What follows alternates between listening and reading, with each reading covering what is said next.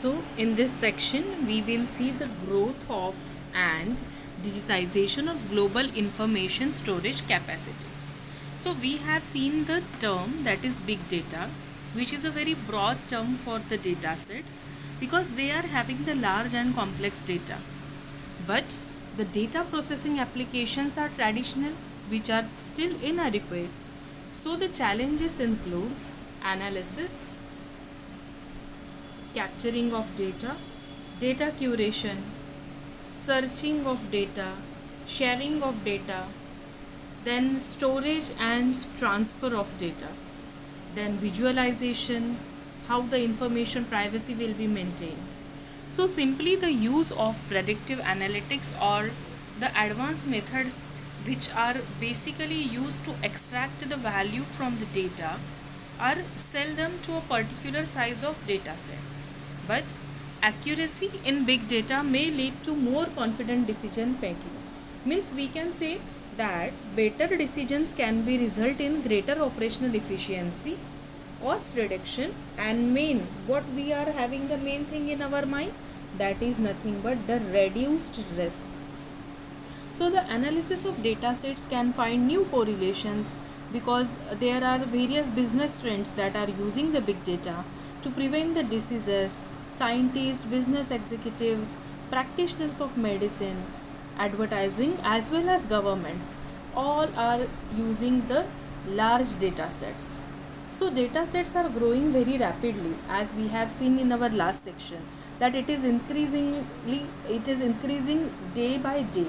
So relational database management systems and desktop statistics and visualization are having the difficulty in handling the big data.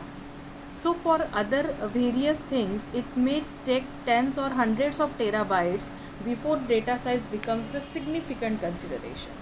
So the how growth and digitization of global information storage capacity takes place, that we will see. So the first starting with is data warehouse. So data warehouse, we can say that it is a system which retrieves and consolidates the data periodically. It usually keeps the history records of various years and that are queried for business intelligence or another analytical activities. Generally, these are typically updated in batches actually, not every time for particular transaction they are using. Then we can say the audit system logs, that also uses the metadata database, that also comes under the data warehouse, as well as the source systems which are having the OLTP system. OLTP is what? OLTP is nothing but online transaction processing. It also comes under the data warehouse because they are used for capturing and storing the business transactions. So all these things comes under the data warehouse. So for that, the various tools are required, and that tools are required for analytic application. So for that, data mining, scorecards, dashboard, multidimensional reporting tools, and other business intelligence tools are used so that we can retrieve the data in an interactive way from multi-dimensional database. So the next second is data mining process. So data mining is what? It is the process of exploring the data. And why we are exploring it? So that we will be able to find the patterns and relationships which describes the data. And after finding the pattern, we can predict the unknown values. Unknowns means we can also say that we can predict the future values also. Okay. So the key value of data mining is what? It is the ability to understand why the things happened in the past, as well as it is having the ability to predict what will happen in future. That is the flavor of data mining. So implementing data mining in business is growing day by day, both through descriptive analysis and predictive analysis, that we will see in our next section. What is descriptive analytics, what is predictive analytics, and all.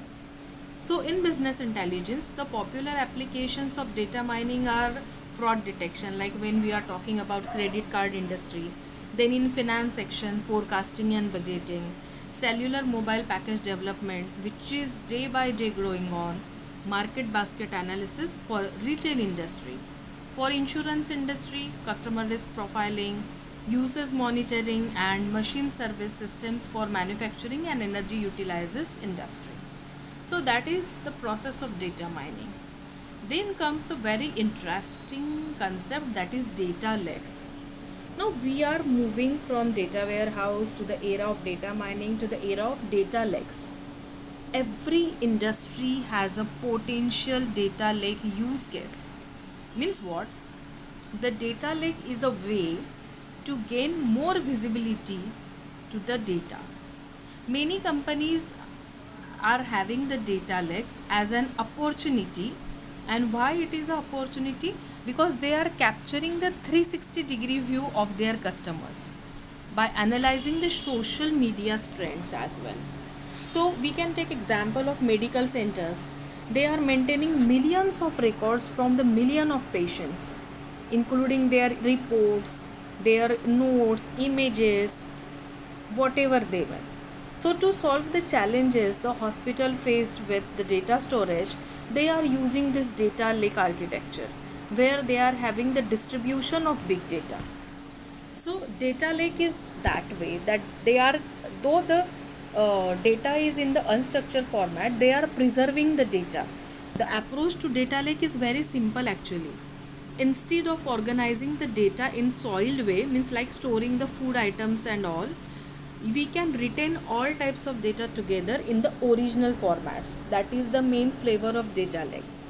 Data lake stores both structured data as well as unstructured data, and this system allows users to run ad hoc queries and perform the cross-source navigation as well. Then the next comes, which is very important term, that is big data and big business intelligence. So business intelligence is to create the business value, and they are growing their capabilities. They are trying to improve the business performance as well as profit. So business intelligence can help the organizations in what? In transforming the data to the higher level by the performance.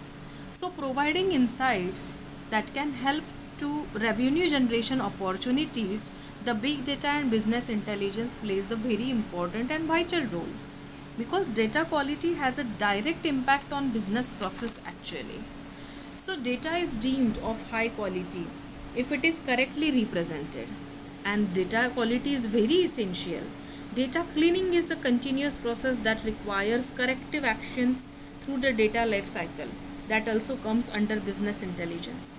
And data compliance consists of the ongoing process so that data can be both enterprise business rules and for legal and regulatory requirements. So this is, but now when we are talking about big data and business intelligence, so we should know the difference between business intelligence and big data.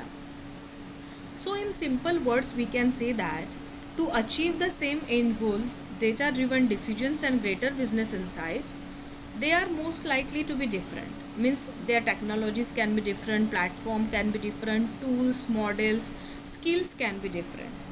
So the data warehouse and big data environment can come together in integrated and very complementary way.